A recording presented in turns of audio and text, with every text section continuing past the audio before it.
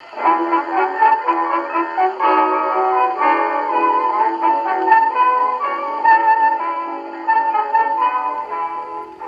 to another episode of Off the Menu. I'm Vincent Franchini from Tumblr House, here with the cosmopolitan Charles Coulombe. Now that I like. If anyone was ever cosmopolitan, it's you.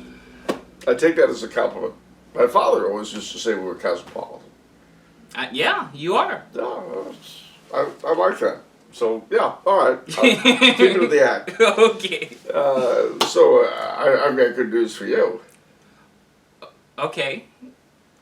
It's not just the accounting department checks. No? Nope. I was talking to Juan in landscape and custodial, and he and the whole crew think you're the best of the junior executives. You're the top. Juan from the landscaping custodial? Landscaping custodial, you know, they're the ones that take care of the outside and clean up in here. Those guys. You don't even pay attention to them, do you? They're like furniture. Wait till they find out. All this time they've admired you as being different from the other suits. I noticed that. I'm a man of the people. Ah, See, well, that's good to hear. The right people. No, I know. I'm sorry. Some of you get upset that we yuck it up. Tough. That's the word I want. I like yucking it up. Yeah, I do too. And speaking of yucking it up, there is, though we are in mid-Lent, yesterday was Thursday, mi-carême, as we say in French, the third Thursday in Lent, which is the midway point. Mm-hmm. So it's all downhill from here to Holy Week and Easter. Thank goodness. Yeah, never thought you'd make it this far, but courage, mes braves, we'll do it. The other thing about today, March 9th, Feast of St. Francis of Rome, but it's also the birthday of William Cobbett. Who is that? Well, William Cobbett, I'm glad you asked that question. He was a writer, born in 1762, a very famous Englishman, high Tory, but he was probably the first English popular writer in his history of the English Reformation to back the church against Henry VIII. Wow. Okay. That was back in the 1820s when it was far from popular.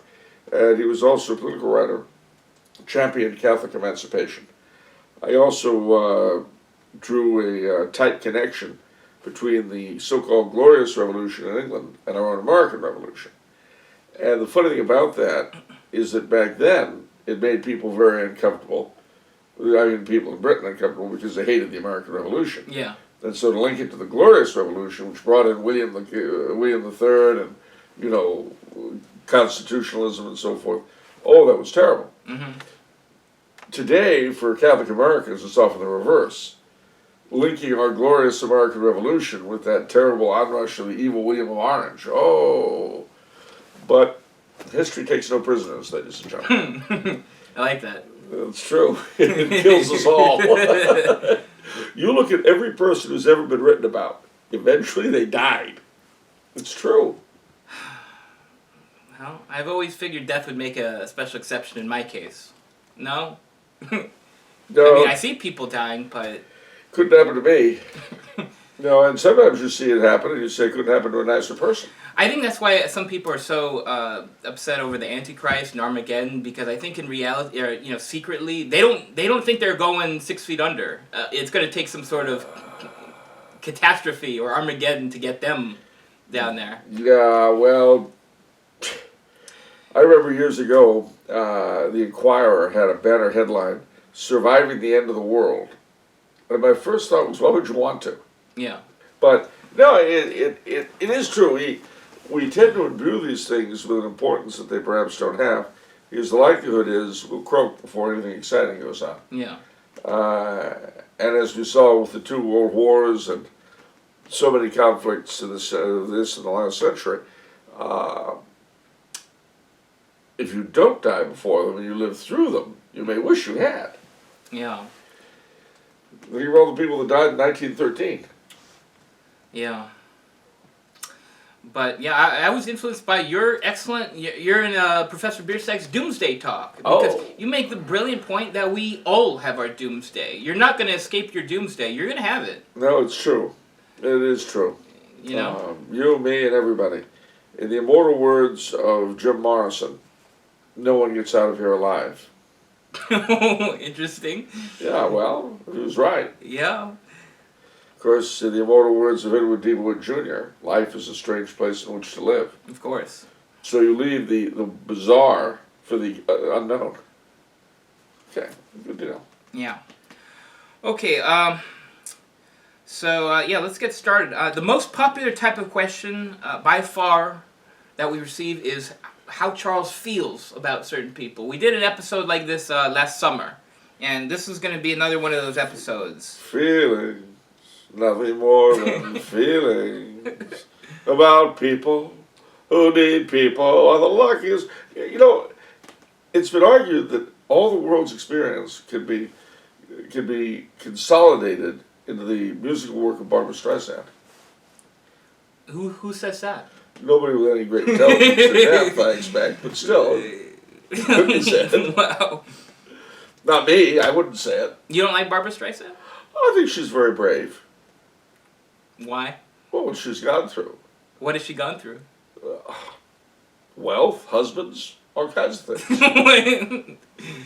Okay. Well, and through it all, she stayed true to one thing. What? Barbara. Well. Okay. All right. I said that with a straight face. I'm very proud of myself. Yeah, that was well done. Okay, first question is from Matthew Olson. Okay. Who exactly was Prester John? Well, that's a good question. Prester John is a legendary figure who lived somewhere during the time of the Crusades, 1200s, 1300s, 1400s, 1500s. It was the story of Prester John, who was a great Christian emperor, originally thought to be somewhere in the east, probably based upon a couple of Mongol tribes that converted to Nestorian Christianity. And it was believed that he was going to come to the aid of the West in fighting the Muslims. And stories were told about emissaries being received from Prester John to make alliance with the Western Christians against their common foe. He never really turned up, though. And in time, the focus of Prester John shifted, and it was considered that he was somewhere in Africa. Finally, the whole story got conflated with the Empire of Ethiopia, which was Christian. But that is the story of Prester John. Well, it seems shrouded in mystery. What's your take on it? I mean... Well, it also had him as a priest king. Priest king? Yeah, wow. like Prester is priest. So he was both the king of some either Eastern or African people, and also a priest, like Melchizedek, the priest king of Salem. So a lot of people waxed very eloquent on the figure of Prester John, and he's been used in modern days, most notably in Charles Williams's novel, War in Heaven. But as to what the root of the legend was, the best surmise is that, as we know, there were several Mongol tribes that before most of the Mongols converted to Islam in Central Asia, were Christian. Now, in Mongolia, to this day, they're Tibetan Buddhists. Mm-hmm. But in what happened was Genghis Khan, as you may recall, conquered most of Asia. Right, yeah. And in fact, his and then his descendant Tamerlane's incursions into the Middle East delayed the utter destruction of the Byzantine Empire by decades, if not a century, simply because they put so much pressure on the Turks. And we know that some of the Mongol Khans became Nestorian Christians. So Nestorian, isn't that a heresy? Well, yes. Nestorianism is a heresy. The people that we call Nestorians today, however, don't really hold it. Okay. Basically, it was the idea that there are two persons in Christ, and that Mary is the mother of Christ, but not the mother of God. Ah, yeah. That's Nestorianism. But the Assyrians, as they're called today, do not believe that. One of the things you find in history is that when a group with the apostolic succession break off for heretical reasons, one thing or the other goes. Either the heresy or the apostolic succession. Okay, so... okay. And in their case, the heresy went, they've got the apostolic succession. Okay. And then the number of them that have been reconciled to the church as a group are called the Chaldean Catholics. Ah. But they're a remnant, because this is a huge, by the by, but it's worth knowing. After Nestorius was condemned, his adherents fled to Persia. Now, the Persian government wanted to separate the Christians in their land from the Romans, because they saw the Christians in Persia as a sort of fifth column. So the Nestorians come along, and the Persian government literally put the church into their hands, because they see this as a way. I mean, they're Zoroastrian, they don't really care about Christian doctrine, but they are keen in driving a wedge between the Persian Christians and the Roman Christians. And if the Persian Christians are no longer in communion with Rome, then they can stop persecuting them. I see. Because persecution is hard, it takes time, effort. So they do that. And the Nestorian church spreads all the way through Persia, eastward along the Silk Route to China, the shipping routes down to India and Ceylon. And by about 1300, there were literally hundreds of Nestorian dioceses all throughout Asia. But the rise of the Mongols ruined a lot of that, oddly enough, because I've said, personally, I think the story of Prester John was based upon one or more Mongol Khans who converted to this kind of Christianity. And rumors of them came back west. That, I think, is probably the root. But in the end, the Mongol incursions had the effect of wiping out the Nestorian church everywhere except the mountains of Iraq and Turkey and southern India. So then the Portuguese came to southern India, and they all became Catholic for a while. Then there was a split off, and now there are 5 different kinds of Christians in South India. Okay. All stemming from this Nestorian group. And in fact, a lot of the drama recently in Iraq has been ISIS slaughtering Chaldean and Assyrian and other Christians. Yeah. But at any rate, so that's my suspicion as to where the story of Prester John originates. I see. One of the Mongol Khans that converted.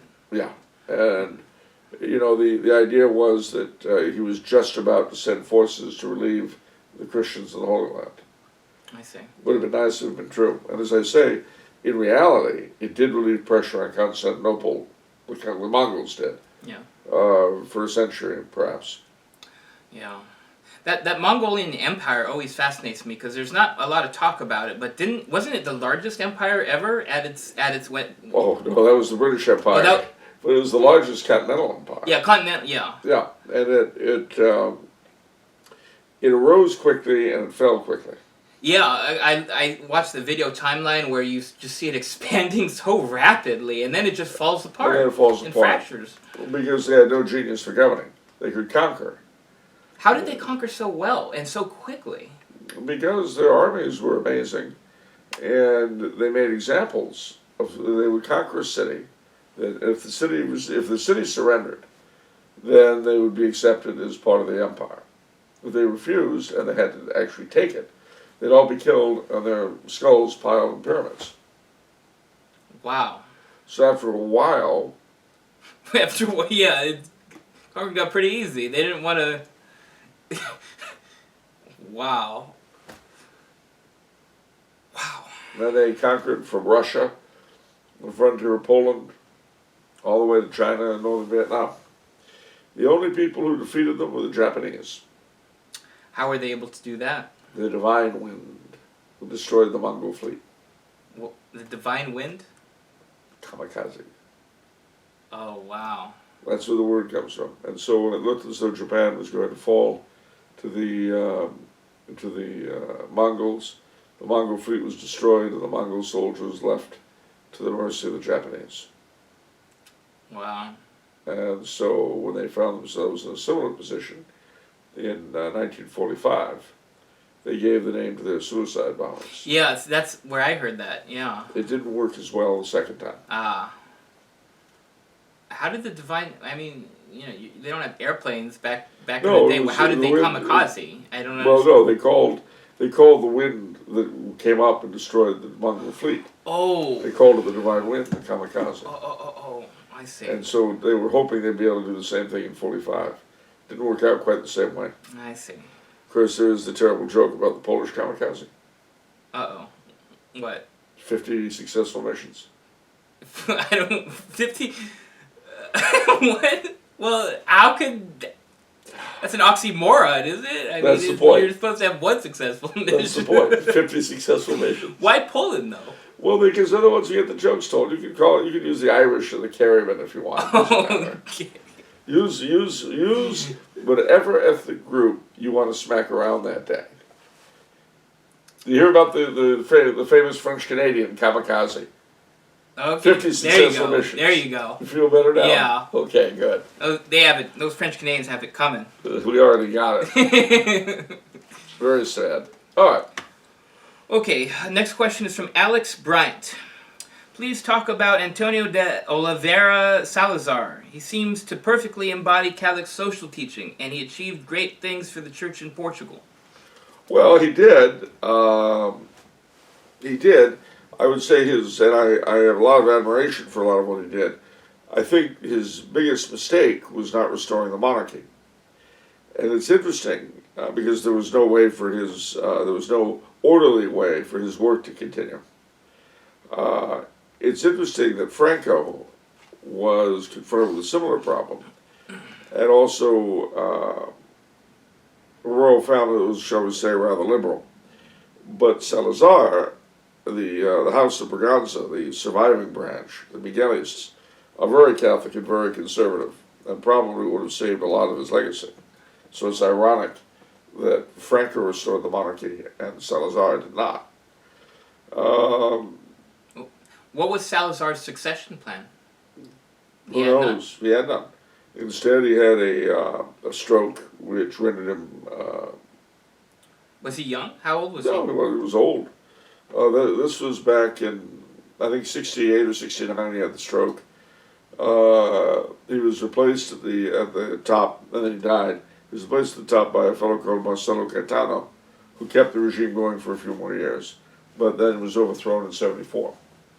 Gosh. I remember very clearly. It seems like an enormous blunder. I mean, succession plan, what could be more important? Some people just don't think that way. And, he was a very...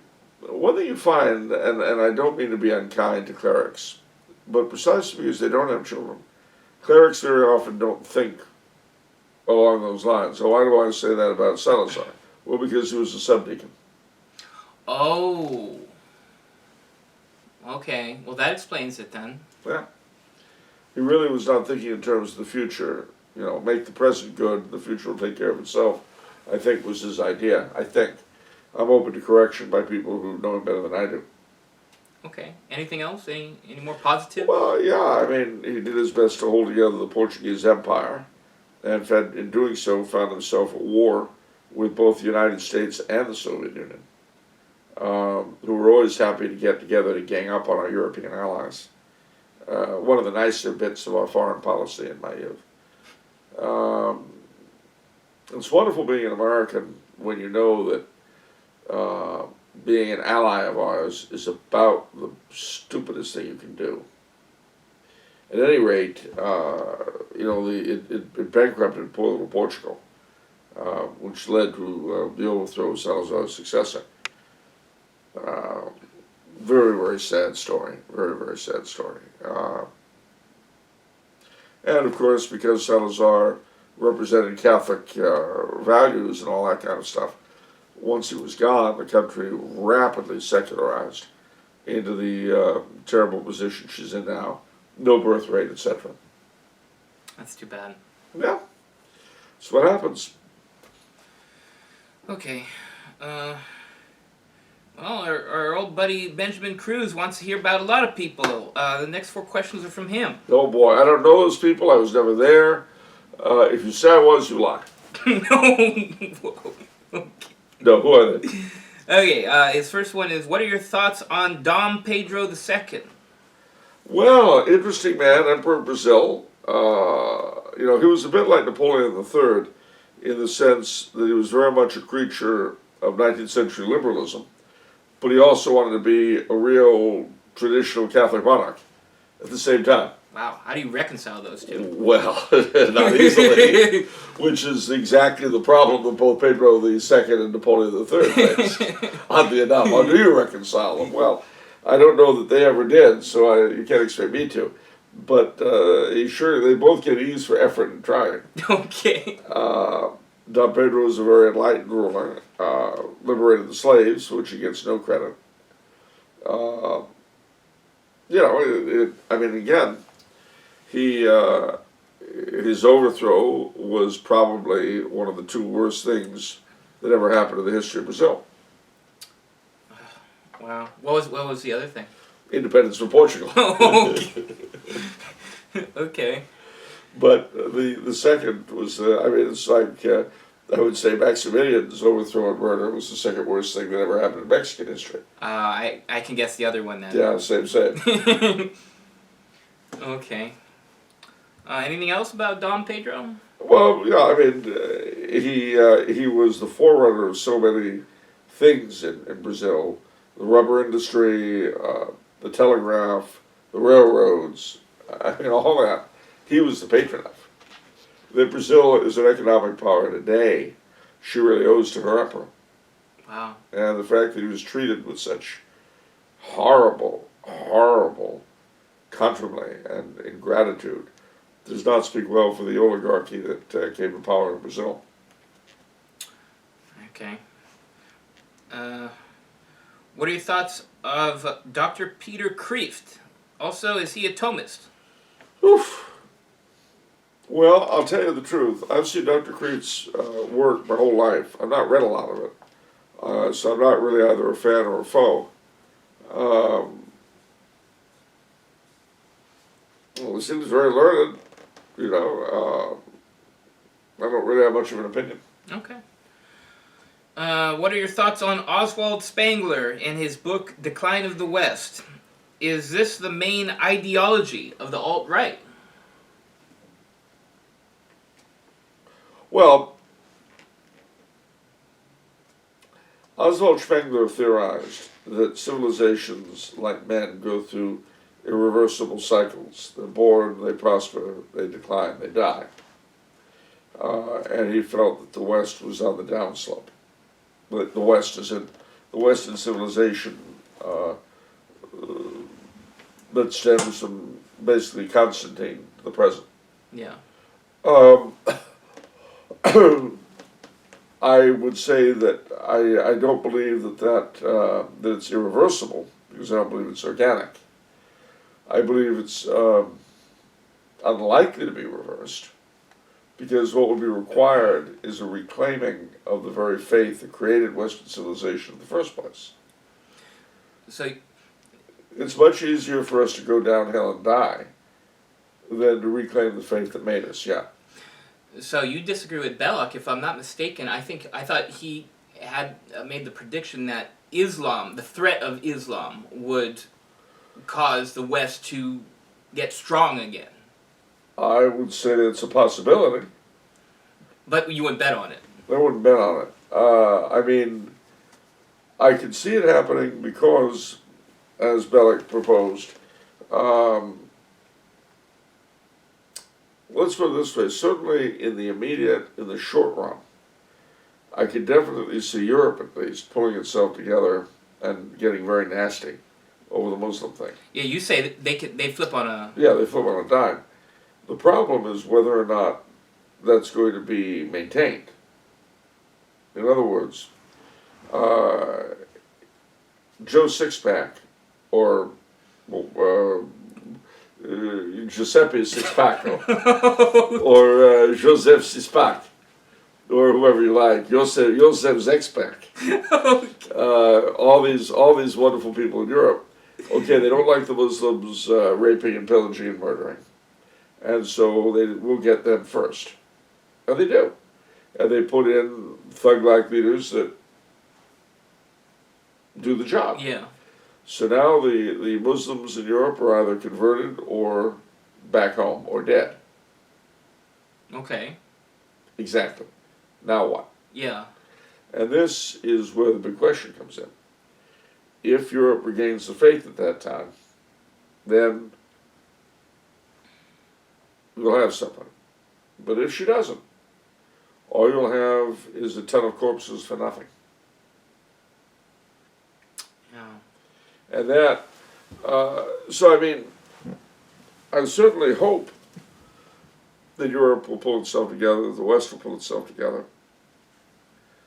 But A, if she doesn't get the faith back, that pulling together will be far more brutal than otherwise. That's why all these people running around happy about the secularizing of everything are morons.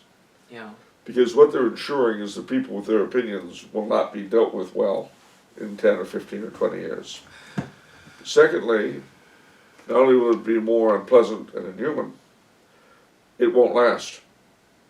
Yeah. Because it won't be able to. No birth rate. Yeah. And thirdly and lastly, if the faith does not revive, the West will not deserve to survive.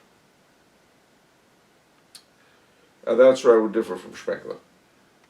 I see. And where I would agree with Bellick. Bellick took a cheerier view of these things than I do, but remember he lived at an earlier part of the process. So who knows what he would have thought if he were here now. I mean, in his day, you didn't have things like the state of California voting 3 genders. No. You know, how stupid am I? I don't know. Let's see how stupid I am. At least I'm in charge.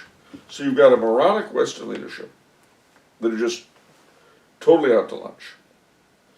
You've got the Muslim peril, in the face of which they're saying, oh, the Muslims want to slaughter us? I know, we're 3 genders. That'll show them. And then you have the great mass of people in the West. So much depends on who takes over. I'm very happy with the leadership I see rising in Central Europe, in Austria and Hungary, and Poland, the Czech Republic. We'll see what happens in Western Europe. But it's ironic that with the exception of Austria, to my way of thinking anyway, the best leadership are the countries that were oppressed by the communists. And I think it's probably because they were forced to examine the principles that we are now pushing, up front and personal. See, they've been what we are. They've done that. And there wasn't the smiley face smacking you around. It was the thing itself with the mask off. So they've been what we are. They've done this. You know, when you have these little kids coming out of college going, oh, socialism is wonderful.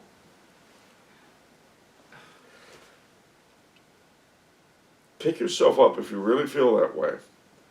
Spend college break not drinking and wenching on the beach somewhere.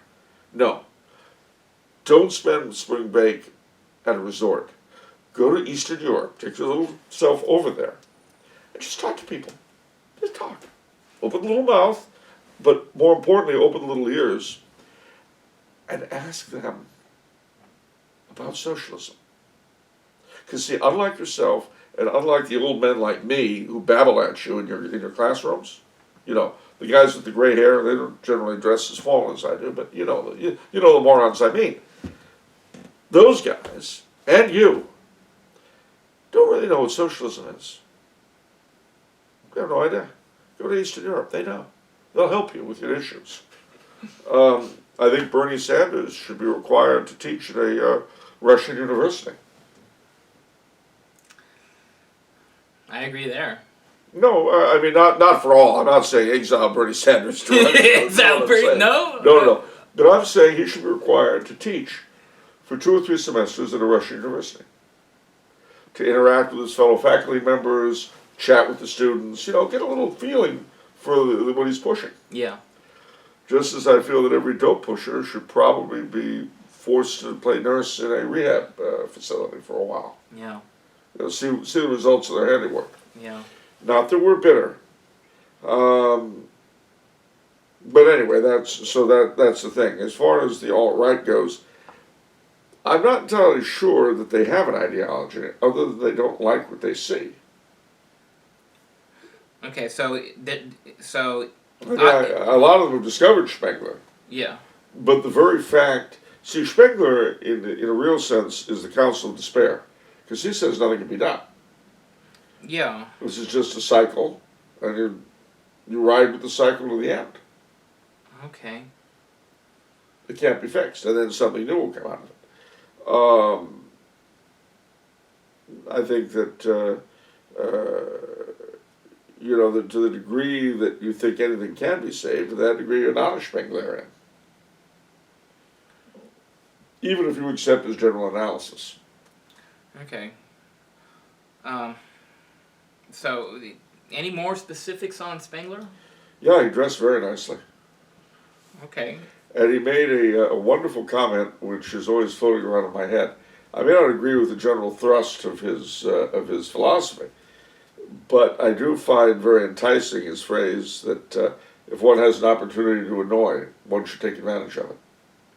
I like that. He actually said that. I like that. Yeah, I do too. Oh, he had another phrase. It isn't so much, how did it go? It isn't so much that one should work to avoid being numbered amongst the minority. One should work to avoid being numbered amongst the insane. I may have misquoted it, but I think that's what it was. You know, one personal question I have about the alt-right that I don't understand is what is their utopia? What is their ideal? Like, what does their ideal society look like? Honestly, I don't know, and I suspect there may be as many utopias as there are alt-righters, but I'm not in a position to say. Shout out to Laramie Hirsch. I was talking to him about this because he's a political blogger and stuff like that, and he said something that really struck me well. He said the alt-right, I'm sure there are exceptions in the movement, but the alt-right, they want Christendom without Christ. Yeah. I thought that was very poignant. Well, yeah, I mean, which is why Spangler and Evola and people like that are very popular among them. And I can understand that, because you say Christian without Christ, what does that mean? It means knights in armor. It means all the wonderful, beautiful things that Christendom has brought. It's a very human tendency to love the creatures and disdain and not actively hate the Creator. Yeah. Unfortunately, it's again something that we can thank the fall of man for. Yeah. But again, Christendom without Christ, which to me would be another nightmare. Christendom without Christ, if you want an example of it, it would be Japan under the Tokugawa. Whoa. Well, I mean, think of Bushido and versus chivalry. Oh, that's interesting. Yeah. Some of the Rajput dynasties in India, very chivalric. Well, Game of Thrones. Game of Thrones is Christendom without Christ. That's true. That's true. And there's no mercy. Yeah. There's no. It becomes all about power.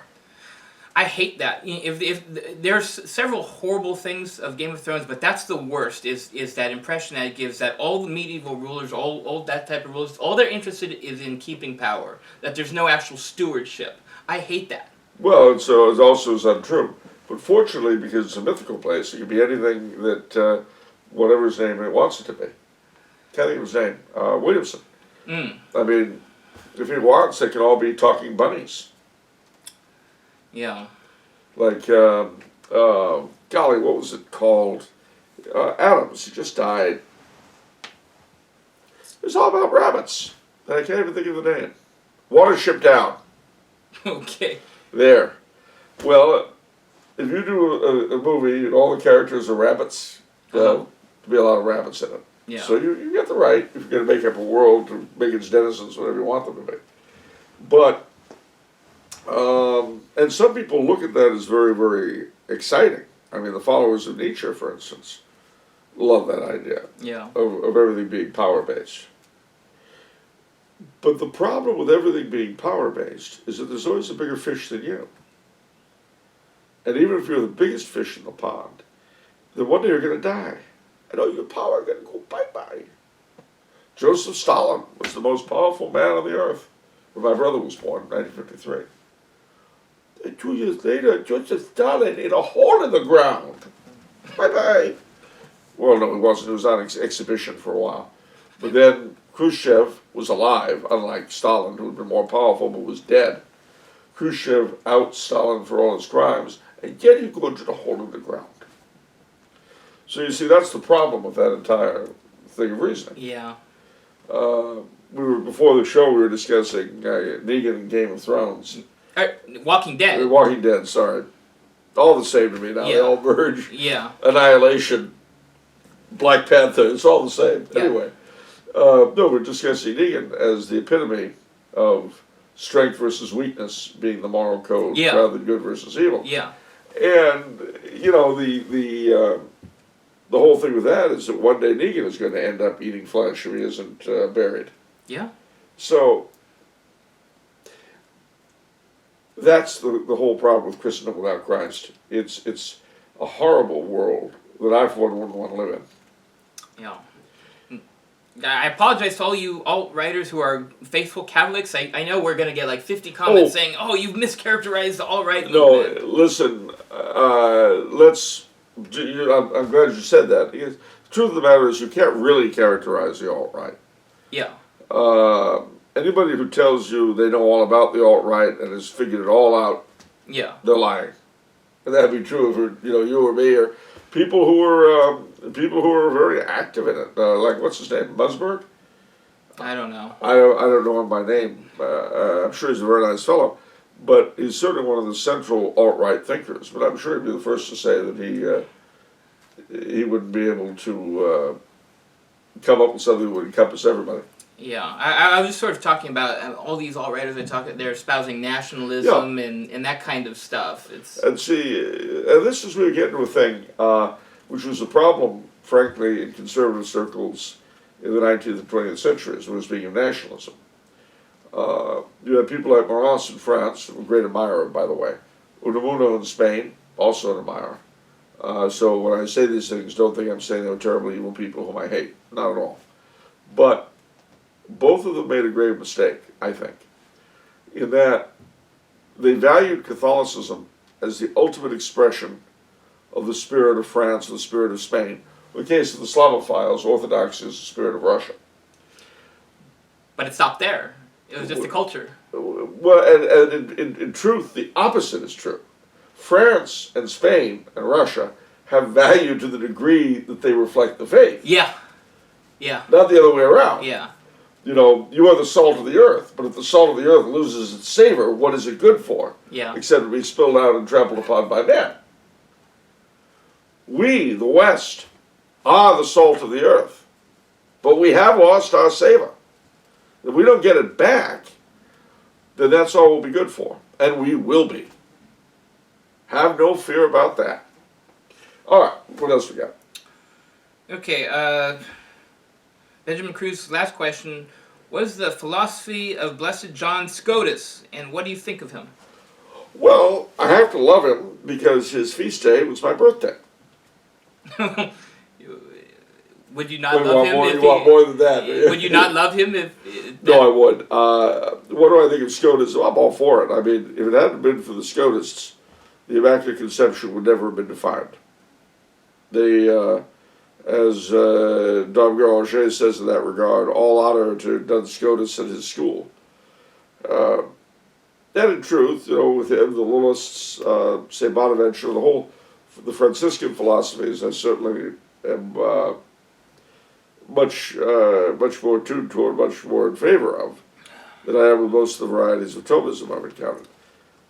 But having said that, I think that part of the problem we've had in the church in recent centuries is taking Thomism, as it were, out of context, and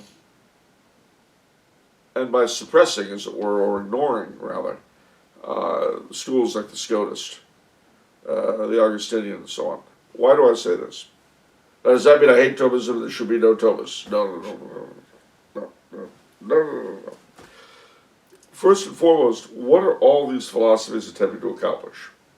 They're attempting to explain with human words that which is really, to a great degree, unexplainable. Yeah. Now, when you do that, you are quite likely to make mistakes. So, in the great days of the medieval scholastics, these different schools acted as correctives on each other's excesses. Having only one, the Neo-Thomist school, I can't even call it Thomist, reduced philosophy by the time of the council to a very dry, formulaic thing in the church, which was knocked over very easily by people like Coughlin. Yeah. Whereas instead, what I think we require is a much more inclusive approach to philosophy. I think that all the schools should be maintained, and their adherents should both continue their work and dialogue. You're preaching tolerance and dialogue? I am. This wow, is an what a liberal. I know. This is unbelievable. I'm this sold is a out. scandal. I'm sold out. I know. I should be wanting to turn in my True Believer card. Yeah. At the True Believer headquarter office. This is... Wherever that is. I know it's scandalous. But you see, the whole reason why we can speak in discourse is because we should be able to speak in discourse. We've lost that ability. We have. The idea that you can think someone is wrong without being evil is something that's completely alien to us. Now, I take it a step further, too, though, by the way. In that just as I see the different schools of philosophy, of scholastic philosophy, as correctives of one another, so, too, you look at the eastern portion of the church and the western. St. John Paul II spoke of the church breathing with two lungs. Well, it is, but I'll take you a step further, and that is that historically, as you might say, in the West, authority has swallowed up tradition. In the East, tradition has swallowed up authority. Almost as if the two sides separated, followed their worst possible instincts to the end. So that on our side, you could have a pope say things that are absolute nonsense. And we say, oh, well, it must be true, the pope says so. Contrariwise, in the East, you can't get any of their hierarchs together to do anything. What if the real intention was that the two were supposed to remain in communion and act as correctives on each other's natural excesses? I don't think so. Those Orthodox are messed up. Yeah, I know. Unlike us. We're so much better than them. Yeah, we are. Inherently. Yeah, we're better people than they are, just as people. Yeah, I know. Yeah. If you got any more of that stuff you've been taking, I could use some. No, I mean, I just hear it all the time, so it's very cathartic for me to say it. To say it? Because Yeah. I hear it all the time. Well, don't feel bad. The Orthodox say the same thing about us. Yeah. And it means as much. Yeah. I mean, the sad truth of the matter is that it's like having a weird Siamese twin. You can't get rid of him. And in this case, you've got two Siamese twins who have opposite personalities. They drool on each other. I mean, it's not a pretty sight. It just isn't. And the connection between us is the apostolic succession. You can't shake free of them. And they can't shake free of us. And we can condemn each other and jump up and down, and yell and scream. And what we get is what we have. A whole string of failures to evangelize the planet. Yeah. Someone had commented on what you said about the Orthodox. They disagreed. Because you said the schism, it's like a divorce. And in a divorce, both sides messed up. And the person basically said, but the Orthodox messed up way more. And then it's kind of the attitude that put us where we are. You know, if you're trying to reconcile husband and wife, probably at the end of the day, one of them is more to blame than the other. Mm-hmm. How helpful is that in reconciling them? Not very helpful. Now remember our Lord said never forgive. Is that what he said? Yeah, he said, add up every single slight. Remember to the end of your days every bloody thing that person has done against you, and you punish them for it constantly. Now that may be a formula for many marriages and even more divorces, but I'm not sure that's what God meant. It's like that ultimate hashtag things Jesus never said. And then what you do is you lie in wait, and as soon as you see a mistake, okay, I'm gonna lose it. We better. anyway. Somehow this was a question on Blessed John Scotus. Well, so it is. And bringing it back to Blessed John Scotus, you know, what can I say? He was an ultra-realist, so am I. He believed in the Immaculate Conception, so do I. I venerated his tomb in Cologne, but on the same day, because whenever I go to Cologne, I do this. I venerated both his tomb and that of St. Albertus Magnus, St. Thomas Aquinas' professor. So just, you know, I'm an equal timer. I was taught by Dominicans and Jesuits. Oof. Anyway. But the thing is that, no, I think Scotism requires as much thought and study and being taught as Thomism does, or Augustinianism, or Lullism, which is the teaching of Blessed Raymond Lully. Mm-hmm. And you know why that's important? Why? Because who's one of the foremost professors of Lully's philosophy? Who? Saint Junipero Serra. Oh. And the entire mission system is based on the work of Blessed Raymond Lully. Wow. And not just the missions here in California, but the ones he founded in central Mexico, in the Sierra Gorda. Wow, okay. Well. So, you see, all these things have to be kept. I mean, if you were to say, so you think only Lullism should be taught and nothing else? No, that's really not my point. But it should be taught. It should be something that is freely available to the student. And then, you know, between all these things, each of them saying, well, that doesn't work because of this. Yeah, well, that doesn't work because of this. With any luck, they'll act as correctors on one another's excesses. It seems a lot of philosophy, too, it's just saying the same thing in a different way. Yeah. I was talking with Dr. Thomas Lazo after one of your talks at Theology on Tap, and he was explaining to me the Orthodox philosophy, some of their thoughts about how God, there's essence and then there's energy. And to me, it struck me as saying the same thing, but in a different fashion. You see that over and over and over again, but since we humans love to be so pure and wonderful, you'll often find that we have purely linguistic differences, which we're willing to kill each other over. Because I'm so great and you're so evil.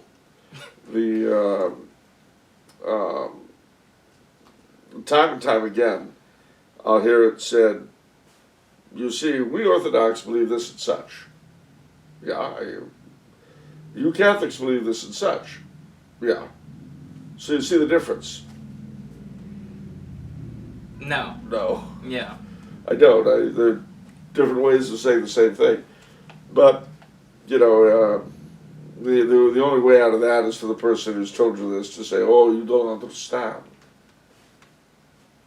You don't understand the finer points. Well, okay, great. Thank God. All right, what else we got? All right.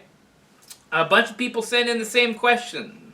They all want to know, what is your opinion of Michael Voris and his apostolate church militant?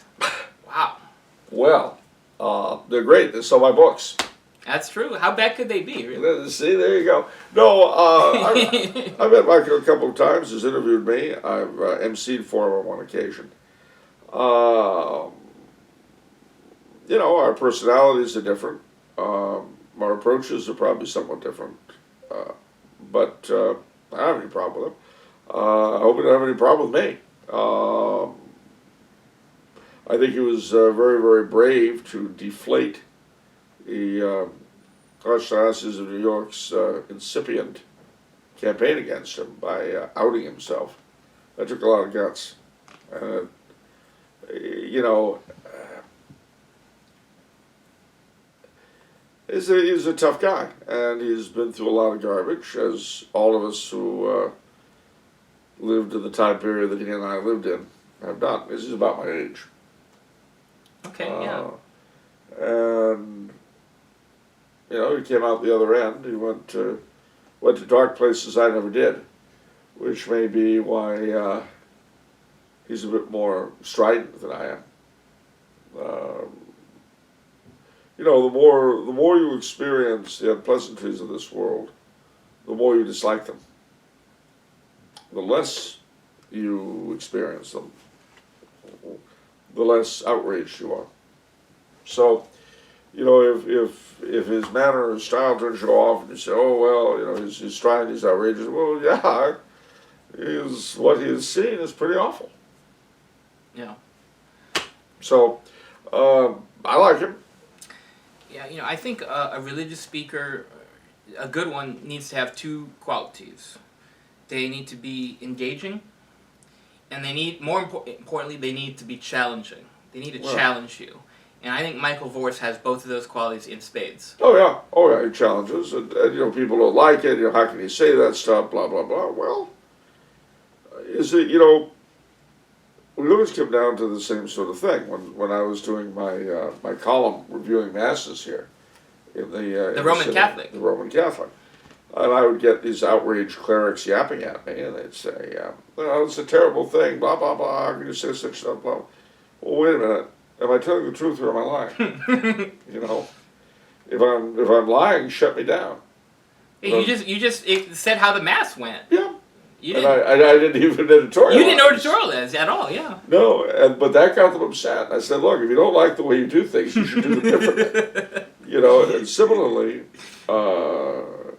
with Michael, you know, if people don't like his exposing these scandals, then maybe they shouldn't do them anymore.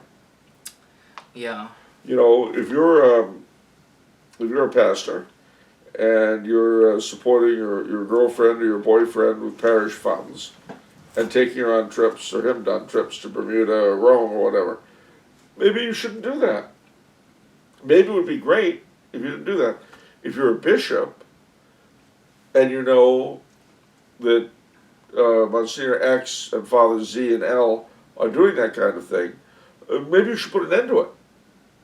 You know? And if you're doing it yourself, your lordship, maybe you should stop. Because, you know, I know one infallible way to shut Michael Voris up. Don't give him anything to write about. Don't do the things that he outs you for, and there'll be nothing he can say. I mean, imagine Michael Voris is looking at your diocese. Well, so far as we can tell, all the practicing priests, all the bad priests in Archbishop so-and-so's diocese have been run out of town, and we don't hear hide or hair of scandal out of the whole place. You see how you put Michael in his place? You show him. And that's what I say. You put Michael Voris out of business. Clean up your dioceses. Get rid of the scandal, and you'll choke him off right at the root. There'll be nothing for him to say or do. You show that man. Strangely enough, I think Michael Voris is in favor of that too. Well, you know, I think he would love to be put out of a job, yeah. Honestly. Yeah, he would, yeah, I think he would, your lordships, I think he would endorse that course of action on your part. I think he'd be a very happy man if you would just give him nothing to report on. Yeah. So, let that, that's my answer. Show Michael Voris who's boss. Clean up your diocese. Wow. Okay, that was good. Next question is from Bailey Stroh. Charles, how do you feel about Father Charles Coughlin? The radio priest. You wrote about him in I sure did. Desire and Deception and Puritan's Empire, I think. Yeah, there is a chose him as a radio priest. There is an internet site devoted to him that has all sorts of old broadcasts and all that, writings of his. What do I think about Father Coughlin? Well, now that's one of those names, by the way, ladies and gentlemen. If you say Coughlin, the guy you're talking to calls him Coughlin. If you say Coughlin, the guy you're talking to calls him Coughlin. And whichever way you say it, you will be corrected. So, anyway, he was a very interesting man. He was Canadian, actually, by birth, which is probably why he was into social justice, because American Catholics, American cradle Catholics don't really go in for that kind of thing. That's why we need converts and foreigners to help us, like Dorothy Day and Peter Moran, G.K. Chesterton and Larry Bellick, because we don't do that. You know, we're too busy getting accepted. For the American cradle Catholic, we achieved everything we needed to when JFK was elected. Yeah. Now we could just sit back and rot. And we did. We sat back and rotted. Anyway, when Father Coughlin, well, first and foremost, he was very controversial. The only thing anybody knows about him is that he was an anti-Semite, which really isn't true, but that's the only thing anybody knows about him. It's amazing how many historical figures there are about whom we only know one thing, and that one thing is wrong. But such is life. Father Coughlin, as I say, was Canadian-born. He was a priest of the Archdiocese of Detroit. And in the 20s, the Ku Klux Klan were very big in Michigan. And they burned down his church in Royal Oak. That was the opening of his big career, was the Ku Klux Klan burning down his church. So I would say that the Ku Klux Klan burned down his church. That was the days when, in Flint, Michigan, in the 20s, close to Detroit, they had this little rhyme. I'd rather be a Klansman in robes of snowy white than be a Roman Catholic in robes as black as night. For a Klansman is an American, and America is his home, but a Catholic owes allegiance to the Dago Pope of Rome. Isn't that elegant? I love that. Yeah, beautiful. So, Father Coughlin looked at the burning remnants of his church, and he said, I will build a church tower so tall on this site no man can tear it down. Nice. So, he took to the radio waves and began teaching about the Catholic faith. But it was the heights of the Depression. Now, he was such a speaker that you could hear him yourself on radio. I'm not going to imitate him. He was really quite eloquent. That the money started pouring in. And he built his church, which is still there. The Shrine of the Little Flower in Royal Oak, Michigan. It's a weird church. It's beautiful. It's Art Deco. It's very peculiar looking. Why? Well, it's Art Deco. I mean, it was very modern for its time. Yeah. And there weren't a lot of Art Deco churches built because World War II kind of wiped Art Deco away. Yeah. So it's not a style you used to see churches in. But it's beautiful. It's strange, but beautiful. Okay. At any rate, so he, this being in the 20s, 29 comes along, the stock market crash, and he starts the National Union for Social Justice, where he attempts to apply the teachings of Leo XIII and Pius XI to the American economy and American politics, which is not something people did. Yeah. We Catholics we American Catholics, Catholic Americans, whatever we are, have always made an exception for our country. You know, the teachings, the social teachings, the political teachings of the church apply everywhere else except here. We have our own, thank you. Yeah. And maybe one day one of us will be president, and that'll prove it's all good. Yeah. And then we did. And we've been rotting ever since. I said that. Anyway, is this the Matrix? The little repetitions? Yeah, yeah. Anyway. Oh, deja vu. It's a glitch in the Matrix. Yeah, that's what it is. There it is. Glitch in the Matrix right there. See, pop culture references, ladies and gentlemen. We make them here. But seriously, so he took the airwaves. Initially, he was a partisan of Franklin Roosevelt because he thought the New Deal was very much in keeping with papal social teaching. And certainly Roosevelt, who was a great one for being all things to all men. He sucked up to Father Coughlin as he did to Father Baker, the great Buffalo priest, who built all sorts of stuff there. Look him up, the Father Baker stuff in Buffalo, New York. But the New Deal comes in, and of course it's quite a different thing from what they were expecting. Now, one of the interesting things about this era is we had three major groups amongst Catholic social thinkers who are a very small number altogether. Mm-hmm. I mean, put them all together, they're a small bunch. Yeah. But who do you have? You have Father Coughlin. You have Monsignor John Ryan, who was the Conference of Bishops, the American Bishops' Conference, social justice man. And then you had people like Dorothy Day and Peter Moran, the Catholic worker. Well, all of them cited the same first principles, Leo XIII and Pius XI. Okay. All of them trusted in Roosevelt to some degree to begin with. Monsignor Ryan never lost that trust, and so they called him the Right Reverend New Dealer.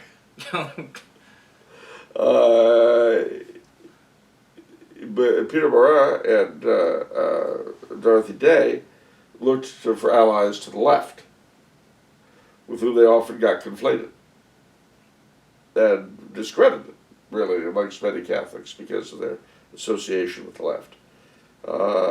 So people who say they just look at who they hung around with and not at what they actually taught. Yeah. The same as today. I mean, a lot of people just look at the Catholic worker and Dorothy Day and say, a bunch of lefties. Yeah. Contrary-wise, Father Coughlin looked at the opposite gang. Okay. People like Huey Long, once he lost faith in Roosevelt. Now, Huey Long is a character all in himself. The Napoleon was the Bonaparte of the bayous. Every man a king, a chicken in every pot? That's the one. Every man a king, but no one wears a crown. Yeah, that was he. He was the governor of Louisiana and then senator of Louisiana. And that boy ran his state. But he was also the only politician that made FDR afraid. Really? Why? Yes. Because his share our wealth clubs are all over the country. And unlike the National Union for Social Justice, Father Coughlin had no desire to become president of the United States. Uh-huh. All he wanted to do was to see Catholic principles involved in our economic and social and political life. But you know that Huey Long wanted to be president of these United States. Yeah. And he had a plan, ladies and gentlemen. You bet. Read his book online, Every Man a King. Okay. And if he had lived, he might have done it. So I don't understand what. So how was FDR so scared? What? Because of those? Because he was afraid he'd lose. He was afraid he would lose an election to Huey Long. Wow. Okay. Which of course has led to the suspicion among some people that FDR was behind Huey Long's assassination. It's a mystery why. It's Okay. another Kennedy assassination thing. Don't even ask. Okay. Just what do you think about the Kennedy stop? It was an FBI plot to get Governor Coughlin,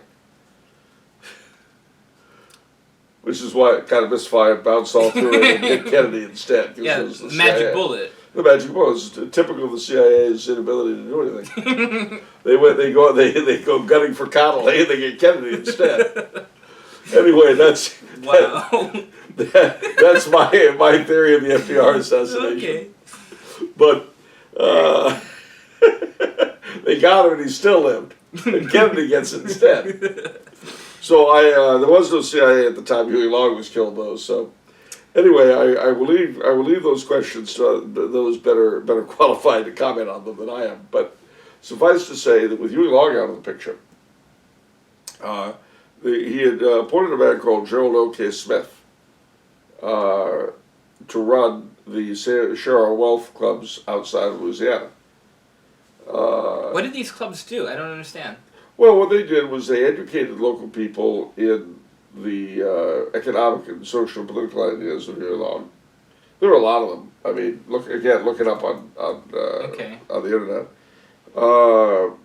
Share our wealth. That sounds like socialism, or it sounds like it, except that it wasn't confiscating everything. I forget. It's like basically everybody with no one could have more than $4 million, and the excess fortunes would all be confiscated.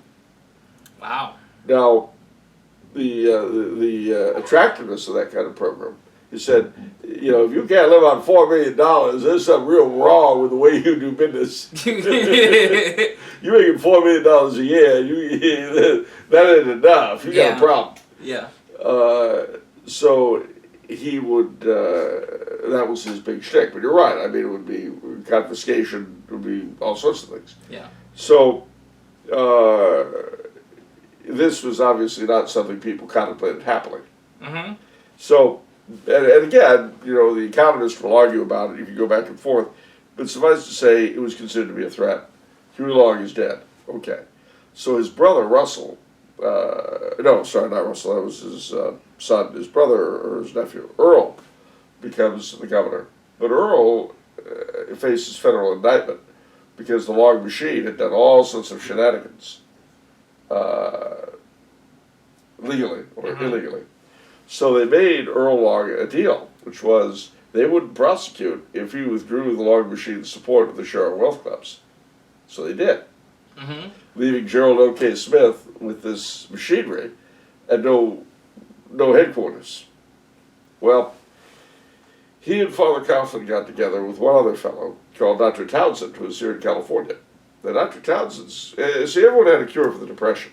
And again, to set the stage for you, ladies and gentlemen, bear in mind that the Depression was the closest we've ever come, with the exception of the Civil War, to cracking up. The country was in very bad shape. The bread lines that you've heard about, look up Cooking with Clara online, Depression Cooking with Clara. There's this Italian-American housewife who tells stories of what they cooked and how they got through the Depression. It's actually a fun series, but it describes a not-so-fun time. It was a terrible, terrible period in this country's history. So everybody had a nostrum for solving it. There was social credit. It was my personal favorite, the butter and eggs plan, which was that the government would pay everybody $50 on Thursday, but you had to spend it by the next Thursday. Ah. That would stimulate the economy. Yeah. Yeah. So there were all sorts of ideas in the air. And Dr. Townsend basically believed in the Townsend plan, oddly enough, because he made it up, which would see elderly people given huge pensions, which they would be obligated to spend. And so the three of them got together and formed what was called the National Union Party to fight the election of 1936. And they got a senator from North Dakota, William Lemke, to run as their man. He was very soundly defeated. And after that, the three gentlemen parted ways. Townsend died shortly thereafter. He was very old. Gerald O.K. Smith was very anti-Catholic, very unsavory character, really. He went away and just became let's just say he wasn't a Nazi, but he hated the Jews as much as any Nazi. Gosh, okay. And then Father Coughlin went on his own way, attacking high finance and all that sort of thing. Well, he certainly was very much against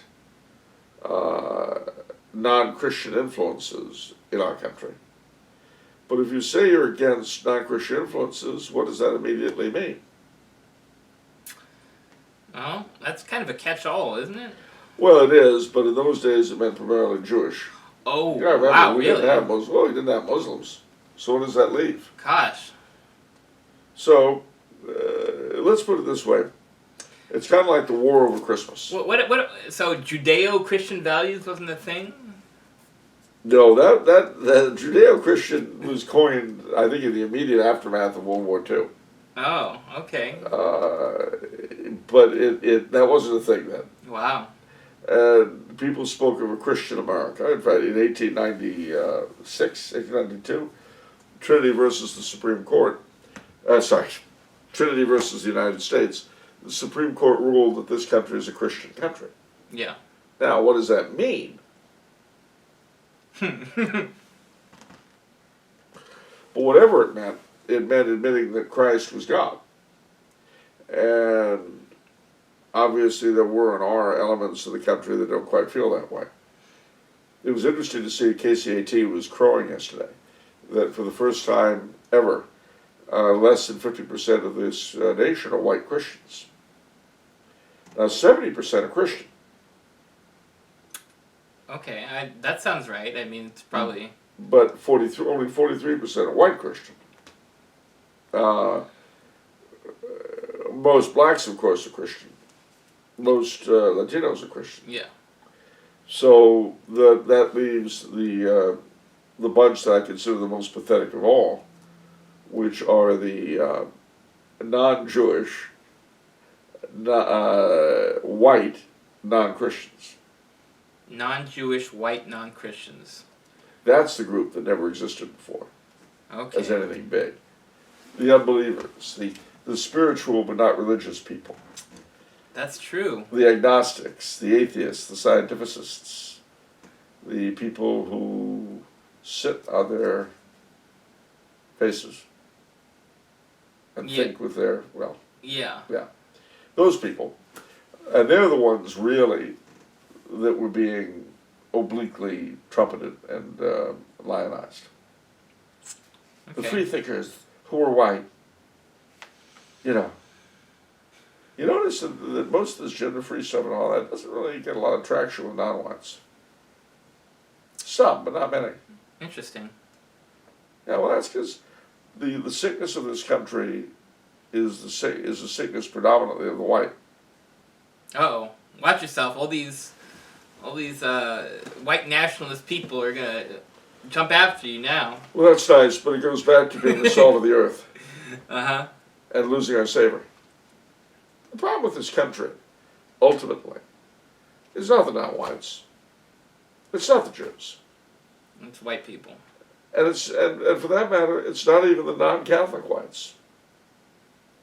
Wow. The problem with this country are the Catholic whites. I feel alienated. You can feel whatever you like. Feelings, nothing more than feelings. No. We are the problem with this country. We are the people who refuse to evangelize. I mean, stop and think. I used this simile on a radio show not so long ago, so I don't mind doing it here. For the American Catholic, as opposed to the Catholic American, he didn't want to evangelize. He didn't want to rock the boat. He just wanted to be accepted. And the apex of his world was when JFK was elected. That was it. After that, he just sat back, rotted, and went to seed. Imagine that our ancestors in Rome, when we got the Edict of Toleration from Constantine, they said, okay, we got all we need now. We're welcome at the table. It's okay, we can sit here. What would have happened? What would have happened is that Rome would have fallen a lot sooner, and they would have betrayed the empire. Instead, once legalized, they went even harder to work. And within a few decades, were the majority of the empire. Sufficiently so that Theodosius the Great could make it the state religion and could make baptism the entree into imperial citizenship. That's what our ancestors did. We, gee willikers, we failed the Protestant whites. We failed the Protestant non-whites. We failed the Jews.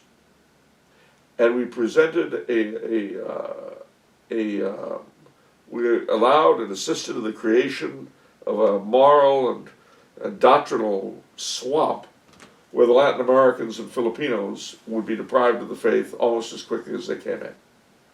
That's what we did. Yeah. Well, we don't want to be we don't want to offend people. We want to be tolerant. Okay. And people who are sincere, good non-Catholics who are sincere, they're fine. Sure. Because they try. And you know... They're good people. Yeah, that's right. Just and that heroin you're ingesting. What? I'm not. What? No, and the heroin you're ingesting. You know, I don't want to tell you anything about it because you might get upset with me. Oh well, that's. I don't mean you personally. Yeah, no, just shocked me a little bit. He's not a junkie. The man has never done heroin. He barely drinks. I'm telling you. I've known him since he was 8. Thank you. Mr. Clean. He's got the Charles Coulombe seal of moral approval. Wow. Okay, great. Okay, I'm a fan too. It's not just landscaping and custodial, and it's not just accounting. The talent, like you too. I'm very flattered. You should be. You're the only one of the suits who'll actually be seen in public with me. Hi. Anyway, sorry guys. I don't want to be punished again. Tell them not to hurt me. Please. But seriously, no, I mean, that's how we are. Yeah. We're you know, our nearest and dearest are shooting up heroin, and we don't have a problem with that. I'm speaking metaphorically, ladies and gentlemen. By heroin, I mean false religion. Yeah. It occurred to me I better say that, or people would come away from this thinking, yeah, Coulombe thinks we're all a bunch of heroin addicts. No, that's not what I mean at all. But, so when you look at Father Coughlin, bringing it back to him, you know, a lot of what he had to say was absolutely true. A lot of it was conditioned by the time and place he was in. He felt an overweening attempt to try to reconcile, and he did this as an immigrant, so-called, you know, the values of the founding fathers with the faith, in a way that was very typical of American Catholics at that time. Was he sometimes intemperate? Yeah. Oh, yeah. But when you're faced with a horrific situation that you have no control over, it's very easy to get intemperate. None of you guys would know about that. No, you wouldn't, because I know everyone to whom I'm speaking has their finger on the pulses of power in our society. But it's often the case that people who don't will say things that probably, if they thought about them, they wouldn't say. But, so, do I like Father Coughlin? Yeah. Very sympathetic figure. Was he the hate priest, the anti-Semite? No. Was he a reminder, a thorn in the side of our conformity and our surrender to the evils around us? Yeah. As were Dorothy Day and Peter Moran. And people of the left find Father Coughlin as uncomfortable as people of the right do Dorothy Day and Peter Moran. And to be honest with you, they were uncomfortable with Father Coughlin and he with them. But Peter Moran made the statement about Father Coughlin. When he's right, he's right. What else you got? Okay, next question is from Jay Voiles. What are your thoughts on Dante and the Divine Comedy? Oh, he's Italian. Yeah, you like him then? Yeah, yeah. I like Italians. Yeah. Well, what are my thoughts on them? You know, what do I think of Shakespeare and Chaucer? You know, great literature is great literature. Do I think that everything in it is, in Dante is literally true? No. He put Celestine V in hell, and he's a saint. Wow, that's a big discrepancy. Really? Why did you... no, I mean, I didn't know that. Wait, so Celestine's a saint? Yeah. And why did he put him in hell? Because he was out of the papacy. Wow. Okay. Interesting. Well, he's not infallible. Speaking as a writer, I'm going to say things. You guys and you will be upset with me for saying this, but I'm going to say it anyway. Writers are not infallible. Oh. I'm sorry. I'm sorry you had to hear it this way. Gosh. I know. I'm sorry. I wish I could have broken it to you in a nicer way. Okay, well. Okay, so despite Dante's fallibility, okay, yeah, he's still great. Yeah, and I love the Divine Comedy, and I'm quite a fan of his De Monarchia as well, which most people are. Interesting. I don't even know what that is. It's on monarchy. Oh. Oh. Okay. He writes about the institution of the empire. Wow, that sounds right up your alley. It does, because it is. And I've read it. Most people don't read that. Is it hard to read? Is it a tough read? Or would you recommend that to the people? Yeah, sure, read it. It's in English, you know. Okay. Because, you know, my line about how to show everyone how wonderful you are. How? If you haven't read Dante, if you haven't read the Divine Comedy, and someone says, have you read Dante? Just say, oh, not in English. Wow. That's hardcore right Isn't there. it great? That's good. I mean, if you're a BS artist, ladies and gentlemen. I like that. Okay. John Hicks asks, what are Charles's impressions of Russel Kirk? The late, great Russel Kirk. Well, I actually met him once, and I spoke to him on the phone at great length on another occasion. Well, he was, you know, interesting thinker, one of our best, frankly, in the United States, a convert again. Mm-hmm. Again, cradle Catholics don't think in that area when you have to be helped with our issues. Yeah. But Russel Kirk was for those who don't know, he was one of the leading post-World War II ideological conservatives in the United States, very much based on Burke, and of the school that the American Revolution is really a conservative revolution. Obviously, I don't agree with that, but you know, he certainly had a lot to say I do agree with. He wrote some really wonderful horror fiction, which people don't know, but he did. And he converted to Catholicism, I guess, the last 10 years or so of his life. Nice. Yeah. So, you know, I guess I'm all for him. Yeah, wow. Okay. Rick Atkins asks, what are the Black Israelites? Black Israelites. Well, there are two possibilities that come to mind. There could be the black Jews from Ethiopia, the Falasha. But it seems to me, I recall reading some years ago about a group who was sort of like the black Muslims in the sense that they reworked Jewish theology in which they claimed that the blacks are really the children of Israel, the chosen people. And I think there was some big deal about a group of them being deported from Israel when they tried to settle there permanently. And the Jews said, well, you're not real Jews, and they said, we are. And the Israeli government's response was, well, yeah, but we've got the government, you don't, so you're going bye-bye. Or maybe they were allowed to stay on the point of being converted, according to Israeli law. But honestly, that's about all I remember. I'm sorry. Okay. Okay, well, nowadays, it really isn't an episode unless we have a question from Sylvain Durand.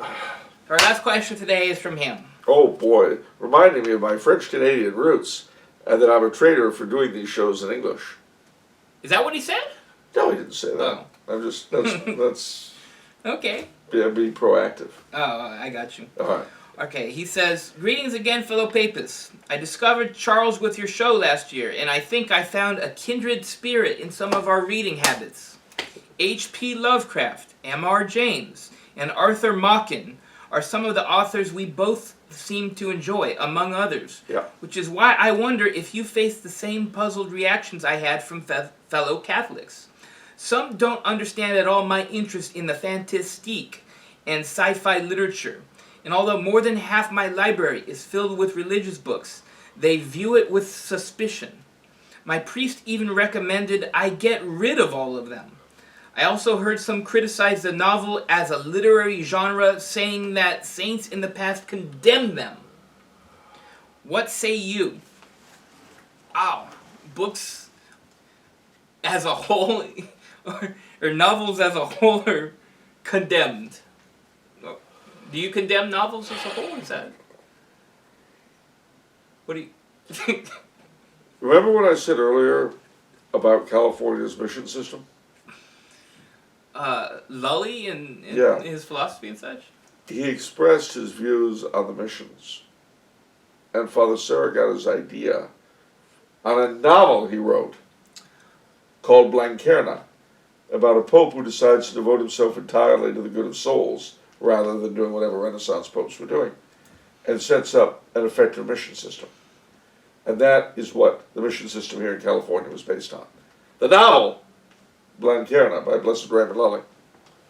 See, calm down.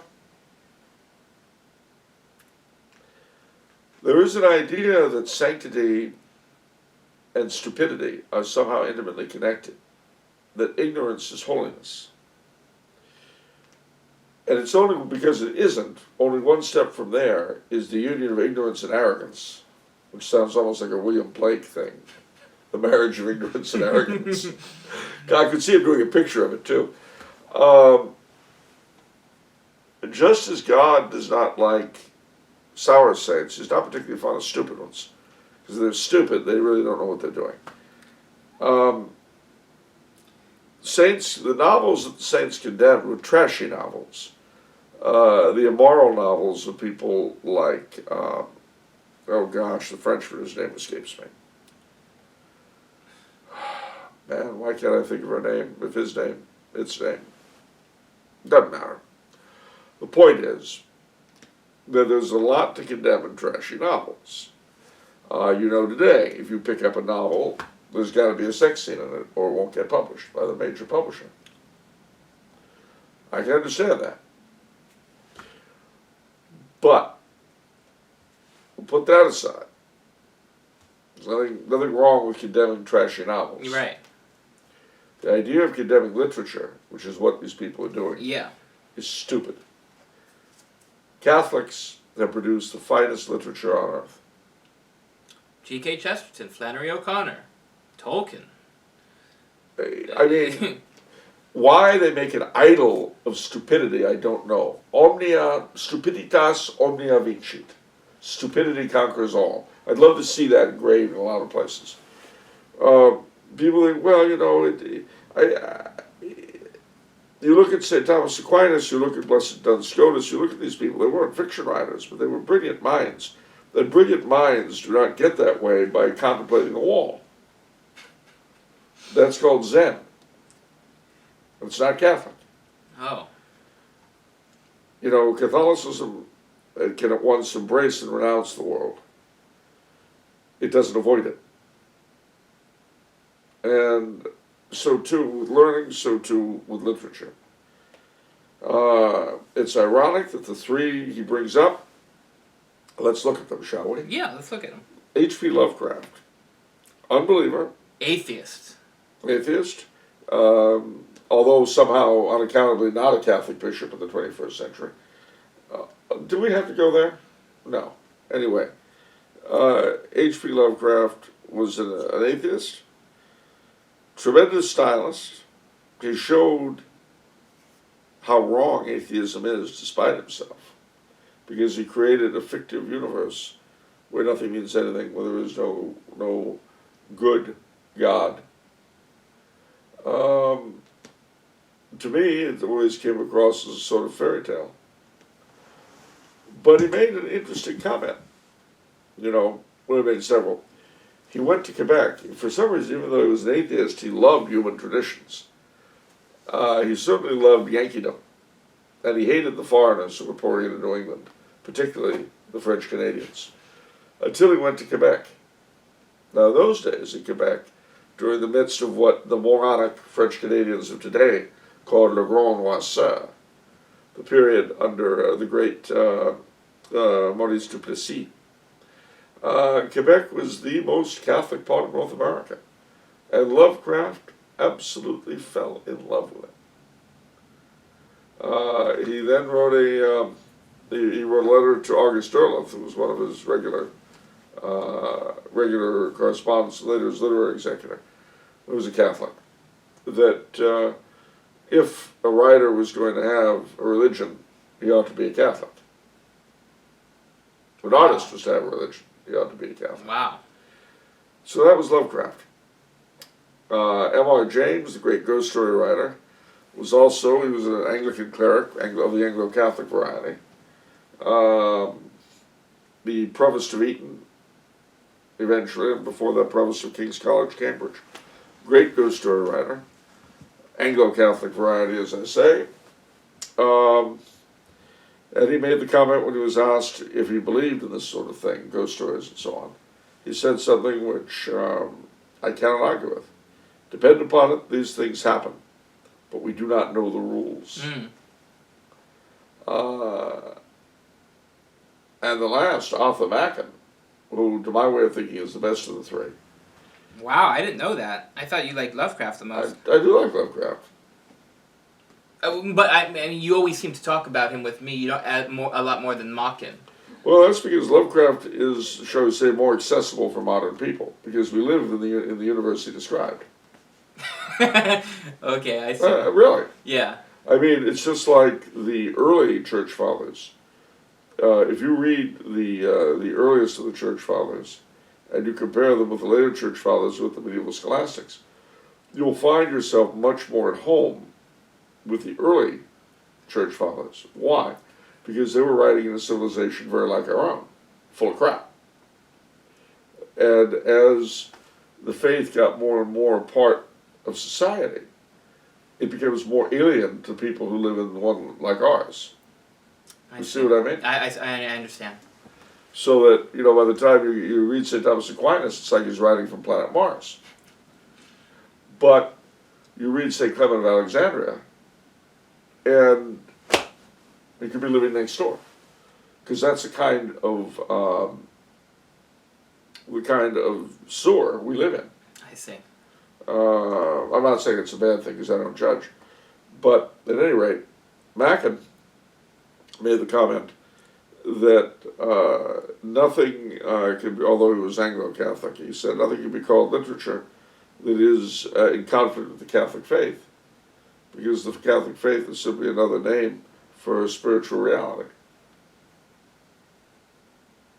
Yeah. Now, I'd like to see a theologian say that. Yeah, I guess that's not going to happen. And the thing about the three genres, in particular horror, fantasy, and science fiction, is that when done at their best, I'm thinking of someone like Anthony Boucher, who wrote a short story you can get online called The Quest for St. Aquin, in which, in the far future, the church is under persecution. And it's totally underground. And word comes that to the Pope that there's this holy man out in the mountains who his body is incorrupt. So he sends this Monsignor on this, what's called a robos, which is sort of a kind of a electronic cart that will, on the one hand, it transports you, but it also begins computerized. It has artificial intelligence. You can chat with it. Okay. So he thinks the robos was purposely programmed to try to break his faith. Okay. And it's a very funny piece. Okay. So he gets to they finally find the body. Yeah, spoiler alert. Ah. They find the body, and sure enough, it's just lying up there, incorrupt. And then the robos goes up, and it takes its prongs and smacks him down on the thing's hand. There's machinery under it. And the robot shows up and says, there's no miracle here. We ourselves, meaning the AI community, have the story of this creature, the most perfect robotoid that was ever made, the most brilliant reasoner, the most, and it goes on and on about the superlatives. And that, there's no miracle here at all. And then the priest is brought down. Mm-hmm. And then he thinks for a minute. He says, wait a minute, Robas. You say this is the most perfect of all your kind, and yet became convinced of the truth of the Catholic faith. Interesting. And at that, the Robas was silent. So, and I mean, that comes to mind. Things like A Catechism for Leibowitz. Yeah. You can explore through fiction religious themes, spiritual themes, psychological themes that you cannot through nonfiction. That's very interesting, because all of this literature revolving around artificial intelligence and robots, it seems to assume that these robots are atheistic. No. And yet somehow this robot... Well, see, the sort of Bush League robot that was giving him a hard time was atheistic. But the most brilliant that had ever been built, that basically went off the reservation, there are two different stories that end up being the same one. They hear about this great thinker who'd gone off, taught the faith to everybody around, and then died, and his body is never corrupted. Yeah, I see. The robots tell a tale of the best of all their kind, the most perfect, the best reason, the best in every way, the most human appearing, who went off the reservation and got tired of being a slave. Yeah. It turns out that the two stories are the same. Wow. And the most brilliant thinker of all robot kind became a convinced Catholic. Wow. That's wild, because robots don't have souls, so it's like... Oh, of course not. It brings all sorts of problems into it. But that's not the point. Yeah. Yeah, the truth. It's the reality. The robot, the smartest robot is... The smartest robot, of course he doesn't have a soul. He's not real. Yeah. But he could see, evaluating all the data, yeah, the Catholicism was simply true. Yeah. End of story, full stop. And again, I mentioned the category for Leibowitz. So there are a lot of these things. So I think we have to beware of a superstition that's great among traditionalists. And that is that learning is bad, that the arts are bad, because they can be put to ill use. Everything human, including the faith, can be put to ill use. Because priests can be pedophiles, we need to get rid of the priesthood. Because the sacraments can be charged for, we need to get rid of the sacraments. Yeah. Because the seal of the confessional is sometimes betrayed, we need to get rid of confession. Yeah. I mean, if I were to take this to its logical conclusion, given my age and my experience of the priesthood, what do you think I would have to say logically? Remember, the majority of them don't believe that you need them anyway. Yeah. Most of them that I've dealt with in my lifetime have been busy ripping apart everything that the laity and clergy of another day built up. I mean, if I were to just look at all that, I'd have to say, get rid of the clergy. No more priests. Or better yet, ordain every head of the family the way the Mormons do. Is that what they... Wow. Okay. Every householder a priest. That way you can celebrate the sacraments for his own family. Sounded almost like the Louisiana governor right there. Yeah, well... Every man a priest. That's right. Every man a priest. That's right. Every man a bishop. That's right. We wouldn't want to deny the fullness of the priesthood. So basically, under this new plan, every householder, every Catholic father with a wife and children would be consecrated a bishop. Wow. See all the problems would vanish? Well, why not? Well, I don't know. It's kind of so extreme, it's hard to fathom. Well, it is extreme, and it's also very stupid. But the point I'm making is that stupidity brings you to extreme views like the one I've just expressed. Mm-hmm. And Stupiditas Omnia Vincit. Well, you know, it's like that Walking Dead metaphor that I reside by, you know. It's like we're living in very perilous times, and there's that tendency, you know, trads or survivors, there's that tendency to protect yourself from everything. Yep. To just, you know, lock yourself away and to strike out. And to strike out? Yeah, strike out at any apparent Oh, threat. right. Oh, yeah, yeah. Strike out. But I would say one other thing, Sylvain. If you're around people like that, why are you showing them your books? Well, it's probably like, I mean, he's probably showing it, they're guests in his house, and he's got bookshelves. And why are they snooping? They're snooping. I mean, honestly, it would never occur to me if I were a guest at home to be censoring my host's books and bookshelves. That's true. That's pretty rude. That's extremely rude.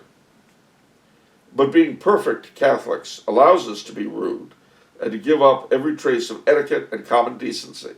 Every good Catholic knows that. Can you imagine doing that? And commenting? You know, it's just it's so strange because on one hand, you know, we're against people who are perfectly tolerant and won't speak up, but on the other hand, there's the other extreme. Wow, you mean like... Got to find the balance, I guess. Oh no! That's difficult. No, and it's also not Catholic. Catholic's always extreme. I would that you were lukewarm, or I'll vomit you out of my mouth. What? No. But it is true that so much in Catholicism is finding the mean. Yeah. I mean, the worst, ladies and gentlemen, about being stupid and arrogant is that you will not be able to evangelize because people will always find you out. Always. If I come to you with a sincere question, as opposed to the other kind, which one learns to differentiate pretty soon. Yeah. But if I come to you with a sincere question, and you say, don't ask me questions, it's wrong to ask questions. Well, what's likelier, that I'll actually agree with you, or that I'll think you're a phony? Think that you're phony. Yeah. And similarly, if you're going to condemn novels and literature and all this en masse, as opposed to bad ones, my suspicion will be that you're too lazy-minded to know about it yourself. And that your blanket condemnation is simply a way of covering up your ignorance. I mean, it's like when parents ask me, what about letting my kid read Harry Potter or anything else? I say, well, read at least one book yourself. Yeah. And decide, bearing in mind that you know your kids and I don't. You know how well grounded they are in the faith. You know the quirks of their personality far better than I ever shall. Read the book yourself, and then on that basis of your knowledge of them and your newfound knowledge of the book, decide whether you think it's a good thing for them. It's very involved, though. That's too much like hard work. Oh, it's so awful! Acting as though my chillins were the most important thing God had given me, and like my very salvation may depend on how good a job I do as their father. Yeah. Oh, yeah. Oh, yeah. I mean, it kind of drives me a little bit crazy when people say to me, oh, well, that's too much work. Well, then don't pretend it's important. Let your kid read Playboy. You don't care. If it's that important, then you'll take time away from sports or watching a John Wayne movie or whatever it is you like to do, and you'll look into it. But that's my free time. Okay, I understand that if you're in my generation, you're used to thinking that fatherhood, motherhood is something like every other thing you kind of put aside because you've got yourself, your own free time. No, you don't. You don't. I don't know how to tell you this, ladies and gentlemen, but your spouse and your kids are the most important thing God has given you. If you don't think so, and if you don't start out thinking that way before you ever get married or have them, don't. Don't. If you're not willing to do that, you shouldn't get married, you shouldn't have kids. Do something else, that's fine, you know. Be a doctor, be a priest, be an exotic dancer, be whatever you want. But for God's sake, don't be a husband and father, or a mother and wife, if you're of the female persuasion. Don't do that, because you're putting yourself above what God has given you to be the most important things in your lives, in your life. So just do everybody a favor. Do the other person whose life you'd wreck and the children whom you'll ruin a favor. And don't marry the one and beget the other. Simple. Oh, but what if I already have? Well, then you should man up. And even if your heart's not in it, and you don't feel like doing it, play up, play up, play up, and play the game. Try to be the kind of husband your wife should have. Try to be the kind of father your children should have. And who knows, you may become it. Okay, that will do it for this episode. If you enjoyed listening to Charles. Remember to subscribe to the Tumblr's YouTube channel. Remember to like our videos, very important. And remember, if it's Monday, it's off the menu. Wow. And believe me, in our commissary, that's a good thing.